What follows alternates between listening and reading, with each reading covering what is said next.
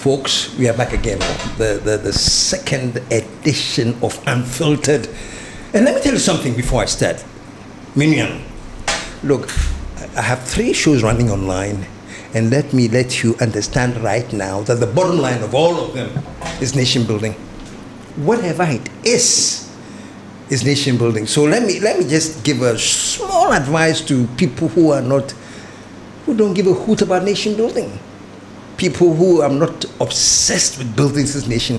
Don't worry yourself tuning into any of my shows. Because and then you go and write some, what do I call it, some free SHS commentary, it holds no water. But let me put that aside. Let me tell you, I'm so excited with my guest today, man, because we are talking, and I want people who think critically, who elevate the normal discourse to something more intelligent and something that is beneficial to the nation as a whole. My guest on this Unfiltered episode is no other than my own son, Ivan Innocent. Ivan, welcome to the show. Thank you, Dad. It's always refreshing to be back here. This time I'm back in a different format. Yes. The first time I had you was the KSM show. Yes. And this is a different format, but at the end of the day, it's the same. Wait. Yeah. Thank you for the. But let me also commend you for taking upon yourself this enormous thing, because nation building, I keep telling people, is a concerted effort. Mm-hmm. It takes the collective might of us all, irrespective of who you are, young, the aged, whether sick or well, driver, whoever. It takes the aggregation of our collective mind to be able to build a nation. So where you are, I think you're doing a lot. I've been watching you. And keep it up. I'm sure you've been watching me from your childhood. Yes. These people are telling me that, hey, when I was a small boy. Yes. Oh, we are still there. And it's a privilege to sit here with you. Yes. And it's a source of inspiration as well, because some of us are learning from people like you, and you continue to inspire us. And I think we will continue to also carry the torch. Please do. Yes. And it's very interesting you mentioned you're thanking me for inspiring you, because believe it or not, Ivan, I get my energy and inspiration from you people. You know, people like you, my editor, you're all young guys. Yes. You know, but your energy keeps me going. Exactly. Your energy is what makes me realize that the baton that I'm handing over is going to competent hands. Exactly. Because I've been telling people that in a failed state, there are no heroes. If you step into a failed state, you can't say you are a hero. We've all failed flatly. So it is incumbent upon us all as an individual, whichever capacity you find yourself. We try to build a just society where everybody will be empowered. There are people who were born with no opportunities. These are individuals who are marginalized. The thing is, how do we empower these individuals? Because every single human being out there has one form of potential or the other in that person. But because of no opportunities, these people end up somewhere. So if you're able to build a just society that will be able to potentiate some of these individual potential within individuals, you don't know where you find a person next time. So I think in building a just society, it takes a concerted effort. Out of us, wherever you are, let's do the little that we can. Amen. Because I keep telling people, somebody is rich, fabulously rich. Your children have access to 4 square meals a day. Your next door neighbor cannot even get one. If you're a sensible person, you know definitely that you are not a hero. Yes. Ivan, let me say this before we start. Okay. Patriotism start you. I've Before we start, you're relatively a young guy. You, the types of my editor, Richard, and everything. Young guy. Yes. What, even at this age, gets you going, gets you so far? Because one of the comments that we received the first time you came on was like, hey, Charlie, where is he from? This guy is good. I mean, they were excited to see somebody from your age bracket who's so dynamic. Where do you get this from? Because normally at this age, they say now this is the time to check out, you know. Yes, I think the inspiration stems from my observation for quite a long time. I told you the last time, my education journey has always been about science, medicine, hospital stuff. And when you get to that aspect of life, that is where you begin to appreciate life, the realities of life. you see men in their lowest form. You see people in deep troubles.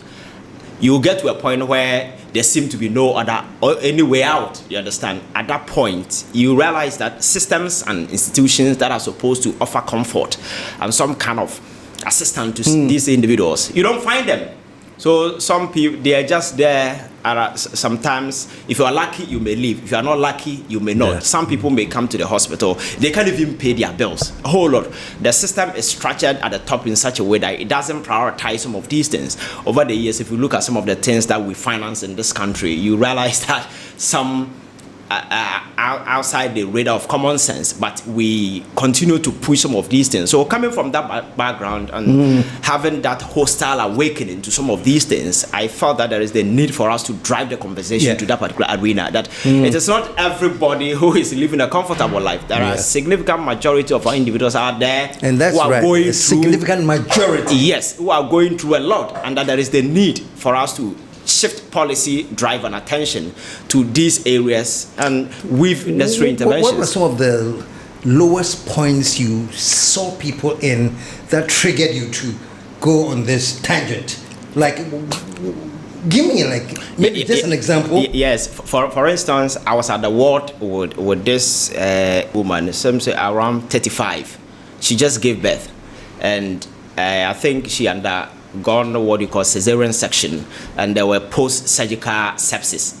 She had infection, and it was highly complicated. So she came to the hospital, and we were taking care of her. It got to a point her condition became quite critical, and she needed oxygen.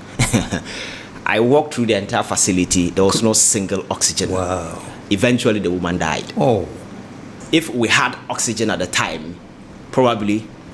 This is what we call the needless deaths, which are not avoidable. Avoidable death. And there are litany of cases just like this that I can chronicle. And if you speak to people out there, they will tell you some of this reality. So I realized that people at the top, some don't even know about some of these things. Even if they know, they are living in their comfort zone. They don't even care. And that is our attitude. Once you see very often people very passionate getting into politics. Once they get and get what they want, they forget about the masses. You understand?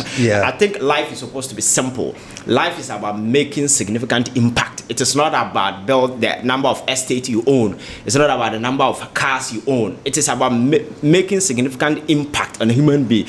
So that at the end of the day, you can be proud, sit back and say, oh, this guy, that lawyer, I made that person. For me, that is the biggest inspiration you can draw when you build individuals. Sometimes they say, oh, you build people, they will come, they will not even mind you later. You don't build people to and expect them to come and bow before you. No. I agree with just you. Build them. And then if they don't come to you, one way or the other, they will impact on others. On others, And so I think that is the kind of thing that we need to. So in the future, I'm even thinking of a certain initiative where, for instance, if you have access to capital, you can sponsor about 5 people to go to medical school. Then you tell them, I don't expect anything. When you finish, make sure within 10 years you sponsor somebody who is outside your family to also go same direction. So at the end of the day, in the space of about 20 years, you can imagine the number of people we can connect, people without opportunities and stuff. So I think that is all that life is about. I totally agree with you. And there's something about our mentality, which is I want to plant the tree and I want the tree to grow so that I can enjoy the shade before I die. Exactly. You plant the tree, die and go. Your children and your children's children will come and enjoy the shade, but we don't have that mentality. No. And I think that thing has sunk deeper into our politics. If you look at the politics that we do, the governance architecture, you realize that every president, every minister, whoever that is in a higher position want to assemble around himself so-called loyalists. So these people virtually transform themselves into bootlickers, sycophants. They don't even care about anything good. So individual values are often sacrificed for some of these personal loyalties. And even if these loyalties have been invested in something productive that will have far-reaching positive impact on citizens, that is different thing. So very often there are nasty stuff being done out there. You see people who are supposed to be learned individuals with high level of exposure, but they will be defending some of these absurdities. Something that I can never relate to. Exactly. That is why we need to. We've taken the detour from our conscience. And the guy has a soundbite. We are taking a detour from our conscience. Ivan, that's massive. Yes. I think I put that down.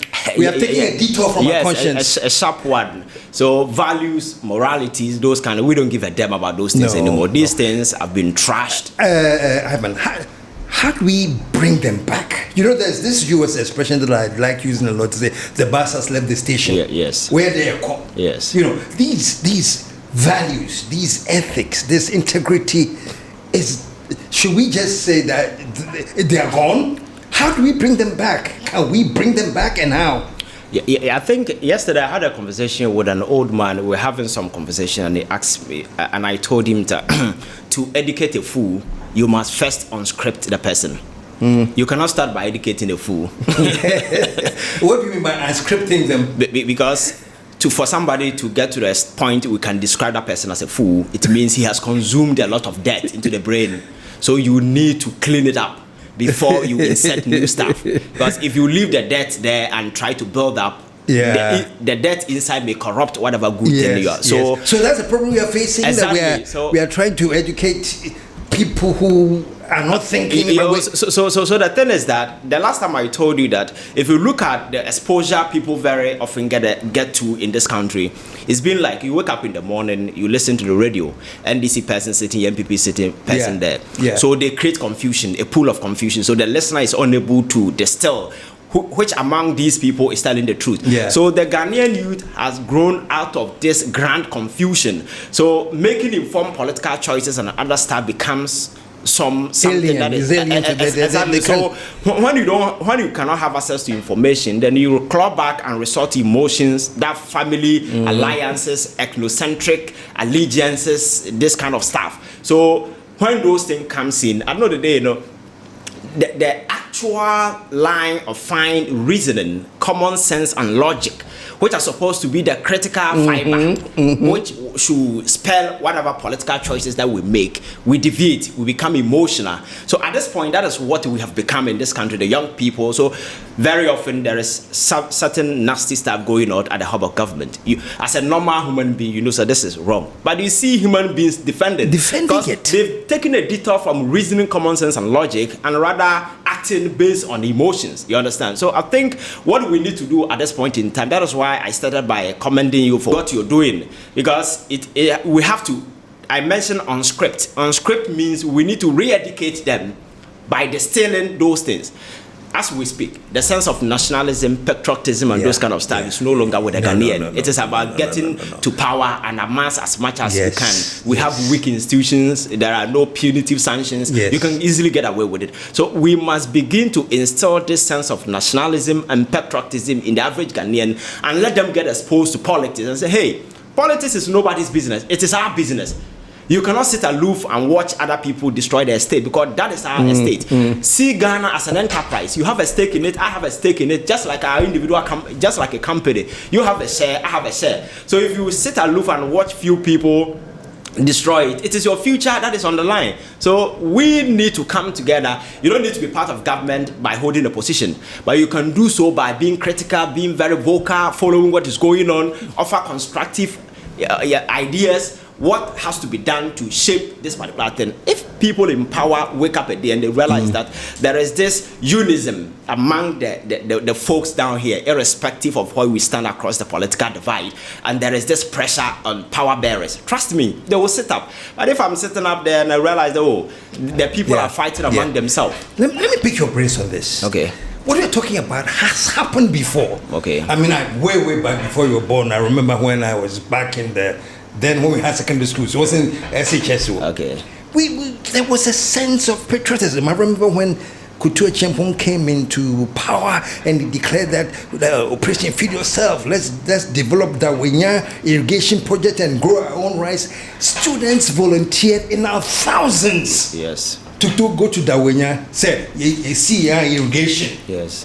You know, the joy, that patriotism was there. Yes. What happened? When did this act of patriotism, we started looking down on it, saying patriotism yedi? All of a sudden, everything has become something that thing somebody has told me before. it's sad. I think it's the recent line of politicking in this country. We've gotten to a point where people think that, to become fabulously rich, I need to join the political bandwagon. Once I join, I can amass as much as wealth that I want, and there are no punitive sanctions. So politics is an avenue of amassing wealth. So now all the young people fancy getting into politics because once I get there, I'll make money. So the idea, the orientation about politics isn't about service to mankind. It is about positioning myself to become financially sustainable. So you see, you realize that allegiance that is supposed to be to the state, to the constitution, and to the flag, and to the people of this country wouldn't be there. The allegiance is amassing wealth. At the end of the day, if I engage in corrupt practices and it even becomes a scandal, I'll get a large number of folks out there who defend me. And within the media, it's a bit polarized, depending on where you stand across the political divide. You see reasonable men who are supposed to feed on conviction defending absurdities and nonsense, or in the name of being aligned to a particular political ideology, that kind of friends, or these are my friends. So I think it is the lie of politics. So people sitting afar have realized that this guy was my mate. I was even better in class than the person. I decided to go to do medicine. I'm a surgeon at a hospital somewhere. But that guy, suddenly he is appointed as a DC, and for God knows where he got those money from. He owns chains of houses somewhere, which you as a surgeon can work for 1,000 years. You can't even afford it. So this thing kills mojo. It kills that drive and that sense of patriotism. So you realize that all the people who are into critical ventures like medicine, everybody is coming into politics because they know that is a sure bet. I think we need to restructure politics. But how do we reverse this? Is this possible to reverse? And let me just bring up this mindset thing that His Excellency is bent on. Yes. What are his challenges? How possible? What does he need to do and become aware of to create that mindset? Because that mindset must change. Yes, I think this kind of advocacy is doing it bit, and government must lead by the example. That is why I was talking to you about this recent attempt to scrap this whole fuel allowance. And for me, that is not even enough, because you see, we've come to the realization, or people have this idea that once you are in power, it's a privilege kind of something that you need to feed on. Exactly. So I think we must begin to disengage by taking away those incentives that make people think that politics is an avenue of wealth. So all the goodies very often we assemble at the top for people to feed on should be scrapped. Exactly, because you see, the last time I was telling somebody, this whole goodies allocated to one person is a colonial inheritance. Because back in the days, during when governors were being sent over to look over this country by the Queen of Britain, kind of you see this at that time the level of civilization was quite low. There was this tribal conflict here and there. So when a governor is being sent from the UK to Ghana, it was seen as a risk. What was a high value risk, because you can lose your life, malaria, everything. So coming to an uncharted territory, the Queen decided to compensate whoever willing to come with a lot of things. So salary big, you'll be given security. So the perks were created because they saw that you were taking a risk. Yes, so they'll give you garden boy, they'll give you allowance, whatever, just to incentivize you to come.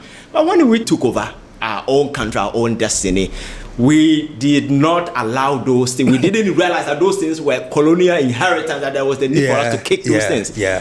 We have them today. You go to a particular CEO, aside the fact salary, allowances, clothing, whatever, per diem, those kind of nonsense. You see, for instance, if a minister of state who at the end of the day enjoy fat salary is saying that I cannot buy fuel, the state has to buy me fuel. But a doctor or a nurse providing essential service elsewhere whose salary is nothing compared to can afford to buy fuel, does it make sense? It's highly unreasonable. You understand? So I think these are some of the things that the president can do to whip that sense of nationality. It's not just about talk. Sometimes you need to walk the talk. That is why I commended President Mahama with this initiative. The next line should be about this per diem thing. For me, it's absolutely ridiculous. And is it not strange? And we'll continue. That people were opposing this. the nerve, the audacity to come and say we are against this scrapping. Yes, I think that is the dirty version of our politics. And these are folks who wrecked their state a few years ago. I'm referring to, I've listened to a couple of people granting an interview criticizing the president for doing some of these things. If the president wants to really show that he's committed on this fuel allowance and the cutting down of fuel and scrapping of it, I'm challenging them to close down the fuel depot at the castle, and that's at Jubilee. Because with that, then that means they are no longer going to take the fuel for free. Then again, how much is being spent on these fuel allowances? So that after scrapping, how much savings are we making? So clearly, if you ask me, I think there are more questions to be asked with this particular directive. I just see it as populist. It's just public gimmick and a clear case of PR and settings. That's what I would say. And the fact is that if you go to Jubilee House, even the fuel station there, it's not working. It's not working. But you look at the value that this thing is going to generate, because I remember 2022 we spent over 300 million in some of these fuel allowances. Yes. The following year, 2023, it was around 600 million. This year, last year, the election year, estimated to be around 700 million. You understand? So this is allowances. So if the president is taking this thing away, for me, I think it's positive. And sometimes it's not just about the value in terms of monetary terms. It is about the symbolic gesture that comes with it. The symbolic what gesture. It stands for, what it means. It means that the symbol. Yes, the state is willing to sacrifice. So if you are asking citizens to sacrifice, it makes sense. You understand? At the end of the day, a minister will be able to give a holistic assessment of what the real state of the country is. Because he's buying fuel, I'm buying fuel. So if people are talking about fuel, you feel the heat, I feel the heat. So we can have a common ground in our analysis so far as the hardship or whatever the economic situation is. So for me, I think that's very, very important. But for those at the political fringes, throwing in those that is the kind of politics they are noted for. That negative politicking, that kind of way. But you see, these kind of politics don't fly anymore, because I have told you that young people have started consuming information. They've become enlightened. They understand. It will surprise you. You go to Makola and meet somebody selling at the market. Engage that person in politics. You'll be shocked what the kind of knowledge they'll throw at you. Exactly. So we are not in 2000 or 1990 where you assume the folks are gullible. Now people are reading. They understand. I always say jokingly that I think the expression is that we are now woke. People are now woke. And the kind of politicking that we used to do, it's gone. They are outmoded now. Why are people still sticking to that? Are they not realizing, say, but you should not forget that some people are still living in the past. Definitely. Yes, you see, these are analog elements living in a digital world. They think that we are still in 1990. But hey, you need to wake up. There is a rude awakening, especially the cancer of a government that we had in the past few years. That brought some rude awakening to Ghanaians. Because if you look at the wreckage, the rate at which the state was sinking at the international space, our dignity, everything was going. So there was this rude awakening among Ghanaians. In a concerted effort, we all rose. No, come on. If we continue to engage in this NDC, MPP kind of politics, we will give these people, we will insulate them to continue the kind of nonsense that they are doing. They will continue to wreck their state. That is why you saw the massive outcome in the election that we had. It tells you that Ghanaians were really angry. They were much concerned about the level of degradation that the country was being exposed to. So that rude awakening is very active now. And people are watching the current government with bull's eye. Fortunately, Mahama still has goodwill on his side, and he's still walking the line. I think he's walking the fine line, because ever since he took over, if you look at some of the policies and the promises that he made, he's been able to so far walk through. You understand? So that keeps him in line. That is why you don't very often hear a lot of criticisms coming from, because the thing is that nobody is an anti-state kind of agent. or we are not whipping anti-government sentiment. The thing is that do the right thing. But we are not crazy to come and sit here and say the government has done the right thing and then we are criticizing the government. It can be done. If we do the right thing, we will. Because my passion, my motivation is that we wake up a day, we create a just society where the average ordinary Ghanaian will have access to this whole national thing, the opportunities. Yeah. You don't need to know somebody. You don't need to go through anybody. Yeah. I have friends who went to the United States of America. They didn't know anybody. They applied for the army and they were recruited based on merit. On merit. Back here, it's not the same. You understand? For instance, in recent time, you've seen a couple of attacks on some of these young officers, police officers, military officers. Most of them paid bribe before they got in. But this is a very risky venture. Yes. Why would somebody pay a bribe to become a police officer when the person will go and sit in front of a bank? When an armed robber is coming, he's the first target. These people deserve what you call some kind of bonus for even signing to be in the military, because once you do some of these things, you sign your death warrant. Yeah. Because if an armed robber is coming to a bank, if I'm standing there as a bystander, I don't pose, there is no risk. But the police officer, whether you are aware or not, you are the first point of attack. You understand? That itself is a risk. So why can't we create a system where people will passionately walk into some of these things because they want to? But now the system is like that. There's a protocol list. Exactly. Those who are not willing. In recent time, we've enlisted a lot of bandits, criminals, societal misfits. In the name of partisan politics, we've enlisted these criminals into these sensitive state institutions. Because they were our foot soldiers who were campaigning. And now that I'm in power, I have to satisfy my foot soldiers. They don't go through any psyche evaluation, nothing. Can you imagine how dangerous it is to arm a fool with a gun? Yeah. He's not only dangerous to himself, but the entire society. That is why in recent time you hear this one has shot this one guy has killed it, because we have armed a lot of fools with guns and power. Running around town with this national security tag, fooling all over the space. Can you even imagine somebody comes and says, hey, maybe a national security? You shouldn't even be exposing yourself. So that it's funny. It tells you the level of intelligence, how low it has sunk.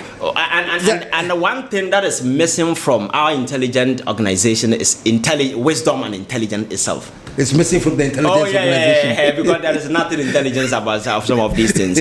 From recruitment, if you've been following agencies like the CIA, the FSB, Russia, and others, the way they do their recruitment, the kind of their operations, the way they do it.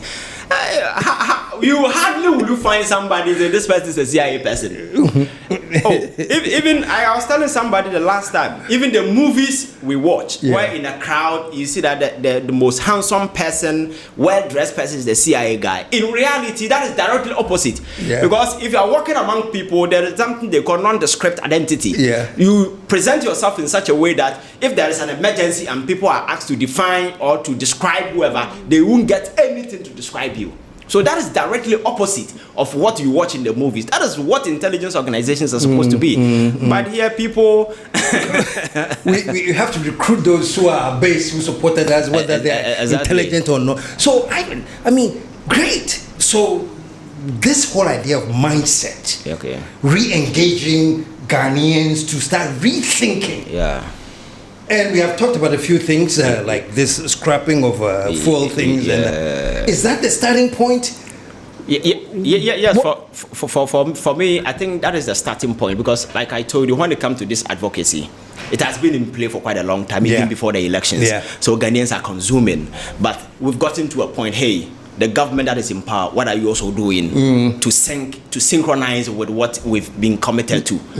So when some of these things are coming up, then it gives people that kind of comfort that the government is willing to let go few goodies, that kind of stuff. But for me, that is not enough. We need to do more, because you see, we need to. What are some of the things you would suggest? Full allowances have been scrapped. For instance, I talked about per diem. If somebody is a minister of state, at the end of the day, you are paid because you are a minister of state. You are not paid to sleep. You are paid to work. So if you are traveling, why should that person be paid for traveling? For traveling? Because I guess they're saying that the travel is not part of the work. Oh, come on. It's supposed to be part of the work. You understand that? And you see, it's not even about the amount we pay. It is about how this thing is being abused. For instance, there is no regulatory mechanism regarding some of these things. So somebody who is supposed to travel to London for a day conference, the person can decide to stay too, and comfortable to go with a wife. I know the state is paying for the person and the wife. So we need a proper regulation, even if we are going to continue. But you see, the very mistake we do is that, if you go to UK, if you go to America, they do some of these things. But Ghana is not America. The economic circumstances of our country should dictate our policy options and what is feasible and what is not feasible. You understand? We cannot always be mirroring things happening around. We cannot compare our economy to America. So if America decides to pay people per diem, it doesn't mean that we should. You look at the state of the economy. But because people who very often enjoy some of these things are the power up, you see, when I take it away, I'm going to lose. But I think President Mahama has just 4 years.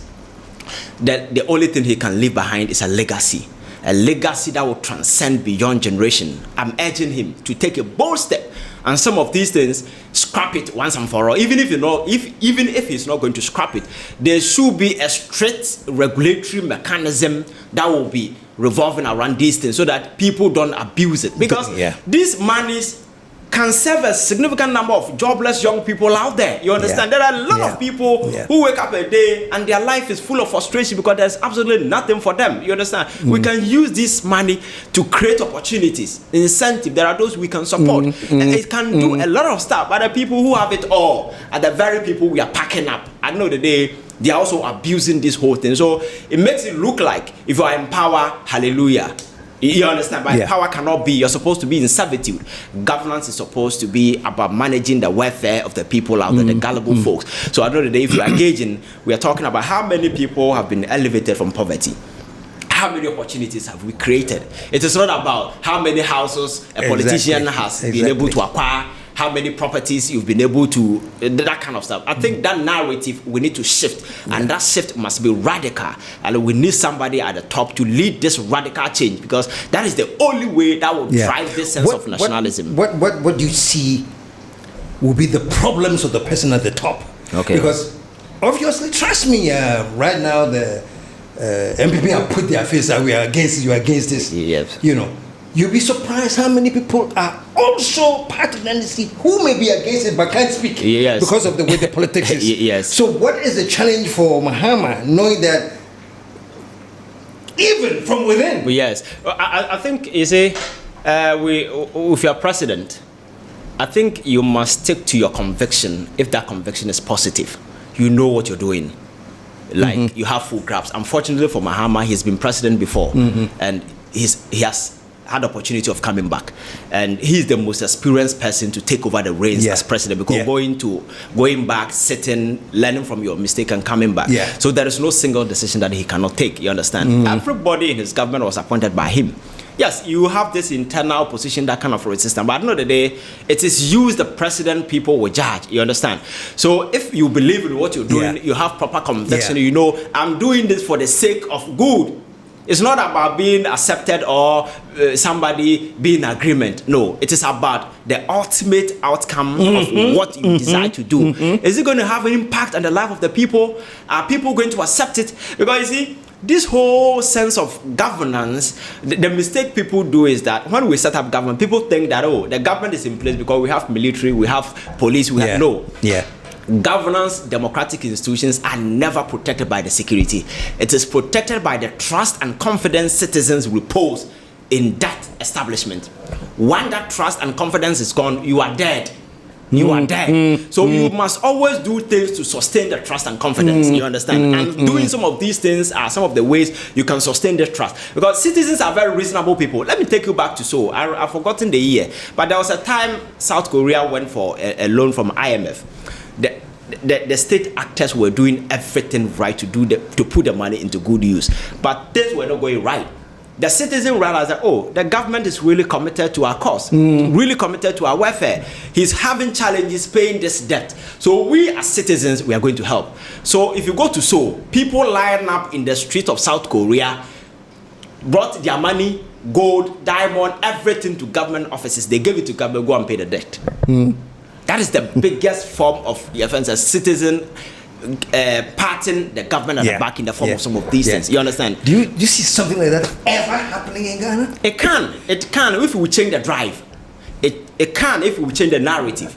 It can if we take away this mentality of politics being an avenue where people go to have fun, have money, and that kind of stuff. If there is a proper regulation, if there is a proper kind of strict leadership at the top, trust me, we can, because citizens are watching. If they begin to see some of these selfless acts of sacrifice. I agree with you 100%. You know, Yes, I remember saying on some occasion that even I think when they what we would now call the doomsday level came in with all this, I said, listen, if people are reacting in a certain way, it's because they don't trust that you use the money to do the right thing. Yes. But if you know and it's transparent, this is how much we collected, this is exactly how we have used it. People are intelligent enough to know that, our money is going to a good cause. Exactly.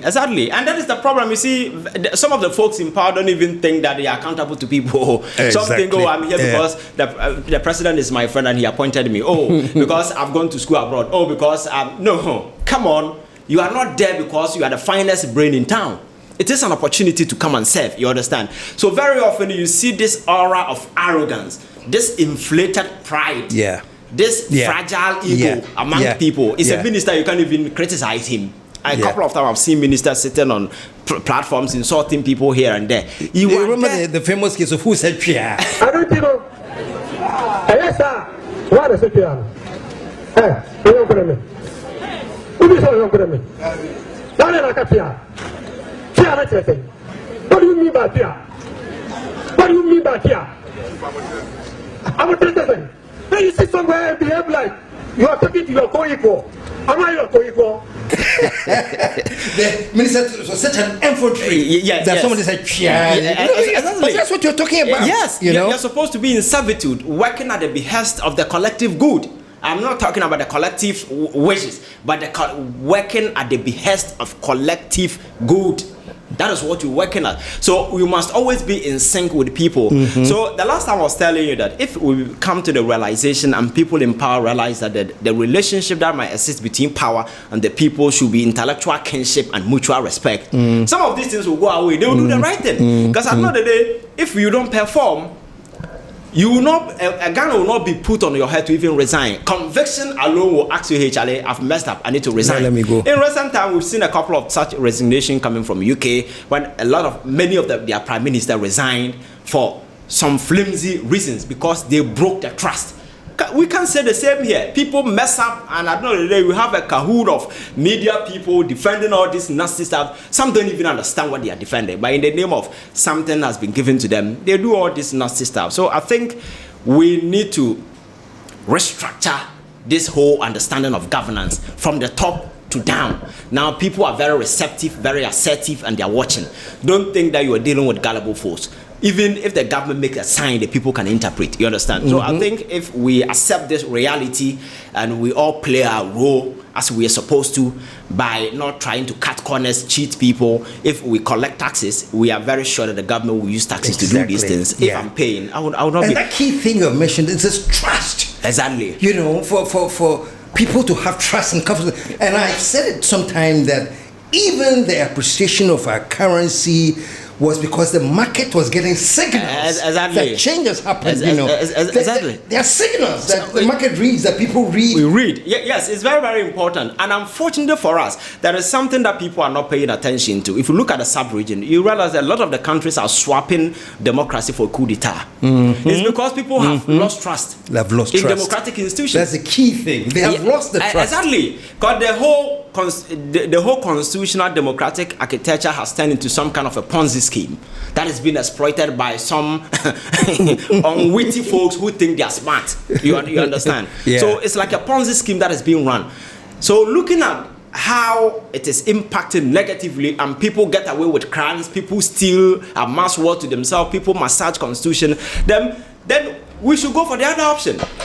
Sadly for us in Ghana, few years ago, people were even preaching coup d'etat because people got fed up with this democratic thing. So I think time has come for us to infuse trust, confidence, and that kind of way in the democratic institutions. We should make the democracy work the way it should. It should. You're talking about the regulatory framework and things. Yes, proper regulations. Yes. Punitive sanctions must be applied when necessary. We cannot be shielding people. We cannot just be saying, for instance, after this previous administration, anything to get them account for their crime, people will be saying political witch hunting, this kind of. But people must genuinely account for their crimes. You understand? And for me, that is one aspect the Mahama government will have to man up and quicken things. Because you see, majority of Ghanaians went to the polls to vote because of the nasty stuff that were happening. We were convinced that some folks were stealing our money. Yeah. And the promise that we were going to recover all that has been stolen. And we will launch an operation Recover All the Loot to investigate, prosecute, and recover the proceeds of corruption.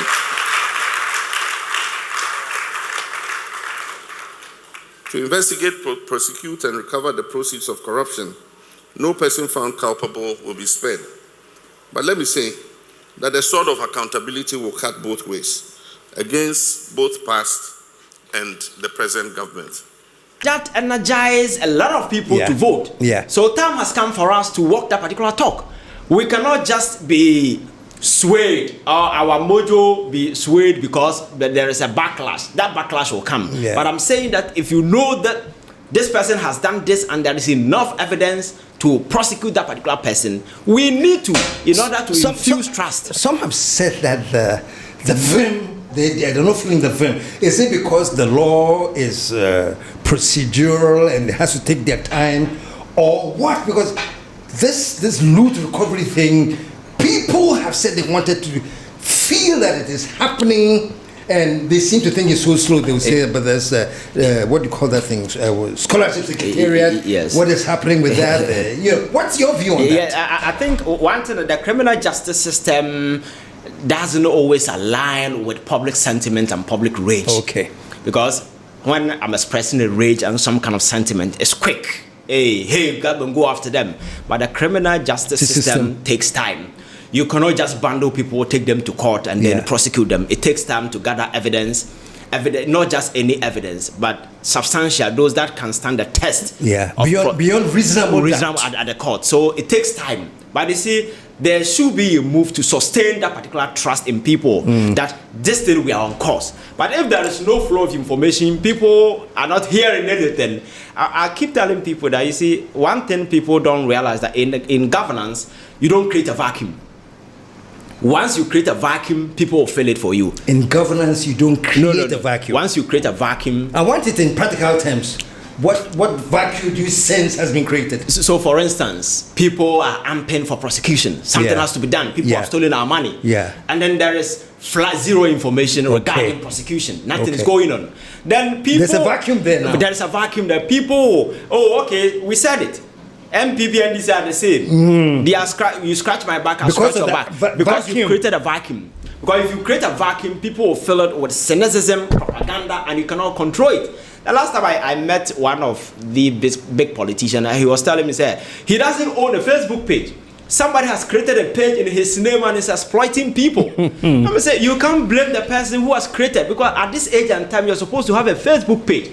For them to identify a fake one, there must be an original. You have created a vacuum. It's the reason why the person has created the fake one, exploiting people. So you need to create the original one. People will know this is your original page. So when they compare to the fake one, they will know that this is fake. But because you have created a vacuum by not having a Facebook page. You send some kind of vacuum because in the absence of people seeing and feeling what they want, there's no information filtering in to explain why. Exactly. And that thing can even extend it to the larger government space. Yeah. For instance, in 2016, the way the Mahama government was bastardized, was insulted, was demonized, and the impression was created as if the gentleman didn't do anything. Yeah, incompetent was his first name, no middle. Yes. When he exited power, then people got to know, wow, he did this, he did that. Yeah. By the time there was a government machinery, there was communication. Yeah, but they created a vacuum. Exactly. You see, one thing about us is that when black man hangs on to power, he begins to lose his senses. Because in modern politics, the most essential to is communication. But very often people take power, the communication is left to everybody run to take power. Yeah. Then they don't communicate. You understand? Yeah. But not to cut you off, but they don't really respect communication as a really useful, intelligent tool. They just leave it to foot soldiers and everybody to blab and It's true. It's true. Because in America, one of the most essential things in politics is communication. Yes. And I dove my heart for Donald Trump. He doesn't need even a second person to speak for him. Every blessed day, the gentleman is behind the microphone, explaining things himself, telling people every blessed day at the White House, doing this. There must be a free flow of information. You understand? That is what you need to invest much in information. Yeah. Let it flow. Yeah. But there are several times you even want clarity. Who to call is a problem. Yeah. Nobody's giving anybody clarity because the person thinks that he has risen to a position of being a god, a new god. How dare you call me? You know, I'm new. You are digging your own grave. You understand that? I think there must be that kind of synergy, that kind of alliance, just to distill the information, let people know what is going on. If you sit on it, you are sitting on your own thumb. Let me go back because you made a very, very important point about vacuum and what happens when there's a vacuum. So we're talking about this whole agenda for the loot thing. You think a vacuum has been created, and why? I think some think it's not important. You wake up a day, you go to your office. You think that we're sitting here talking, that's okay. But the most significant part of this conversation is getting it out there. Yeah. So it's not about what we say here. So we can do all the stuff here. If it doesn't get out, it's useless. It's useless. I know the three of us are the very people who've gotten to know this. So you understand? So it's not about the president sitting at the office doing this, doing that.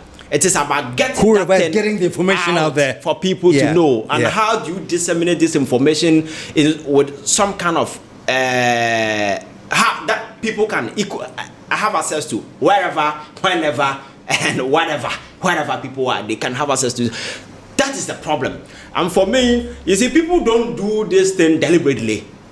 Unconsciously, they create this vacuum because everybody is busy. They think, "Oh, I'm doing this," and people don't assign importance to communication. It's very interesting the point you made about after the 8 years when Mahama was out of power. Then people say, "Hey, so this man that said was incompetent. Yes, he was the one that did these things. Yes, which we should have known what he was doing." But at the time there were gamut of communicators, people all over, but no proper information was flowing. And unfortunately, we don't even have a media that will also go and independently give traction to some of these things unless you give them something. So I think if you study political, I think we don't take political communication very serious in this country. It's an area we need to invest. And for me, I think that politics 90% is about communication. It's not about what you do. Their mind is that once you have the foot soldiers and serial callers calling in, we are communicating. No. You need to position. You see, everybody has his appealing base. You understand? There are kind of staff and the kind of people to communicate those stuff. You understand? So I think if you don't strategize and see some of these things, because we've been swept into an era where people are no longer mere consumers anymore. We are all prosumers. We are producing and consuming at the same time. You understand that? So the person consuming the information at the same time have the capacity to go on social media and create news for other person to consume. You understand? So that is how powerful people have become. So I think there must be this deliberate effort just to ensure we engage.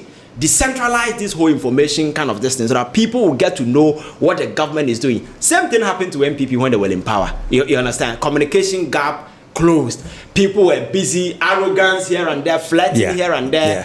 When people get power, then they identify who they can flirt with now. Everybody can go to sleep. But like I said, you do these things, you dig your own grave. Because at the end of the day, if you information is... peril. Oh, yes. If Ivan, you see how my director is telling me, so I think... Tamaso. Let's part 2 for maybe tomorrow or something. But let's delve into that. It's very, very important. We have to, because I think, and I'll be coming over. I'll be coming over regularly because I think it's a platform. But right now, hold on, folks. And this is what we call unfiltered. And say it and say it free. This is unfiltered. And I'm glad I had Ivan here. And I'm asking him to say so that we'll do a part 2 with Ivan and look at other angles. Please, I want to remind everybody that the petition to free Ato Essien is in the comment section. Please click the link and sign. We need so many signatures, as many as we can. So please do click the link and sign. So thank you very much for joining us, and stay tuned because part 2 is just around the corner. See ya.